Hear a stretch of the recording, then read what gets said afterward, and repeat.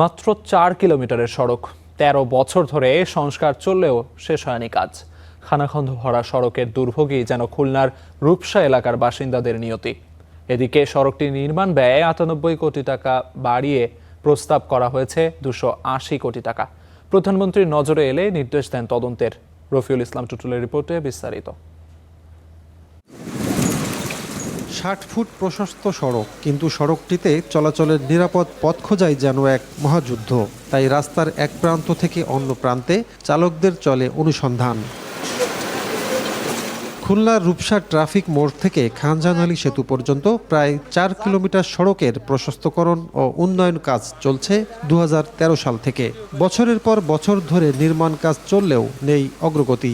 এরই মধ্যে সড়কের বিভিন্ন অংশে ইট সুরকি উঠে বেরিয়ে পড়েছে কাঁচামাটি। খানাখন্দ আর গর্তে পানি জমে হয়ে পড়েছে চলাচলের অনুপযোগী। অবর্ণনীয় দুর্ভোগে স্কুল কলেজগামী শিক্ষার্থী ও রোগীরা। বৃষ্টির সময় আমাদের স্কুলে যেতে অনেক কষ্ট হয়। মহিলাকে নিয়ে গাড়িতে ওঠা যাচ্ছে না, অসুস্থ রোগীরা হাসপাতালে যেতে পারছে না। বর্ষা সিজনের সময় অধিকাংশ সময় প্রত্যেক দিন একাধিক গাড়ি উল্টে যায়। ৪ লেনে সড়কটির নির্মাণ ব্যয় ৯৮ কোটি টাকা থাকলেও কয়েক দফা বাড়িয়ে প্রস্তাব করা হয় ২৮০ কোটি টাকা। বিষয়টি প্রধানমন্ত্রীর নজরে এলে নির্দেশ দেন তদন্তের। সম্প্রতি মন্ত্রিপরিষদ সচিবের নেতৃত্বে একটি টিম এলাকাটি পরিদর্শন করেছেন।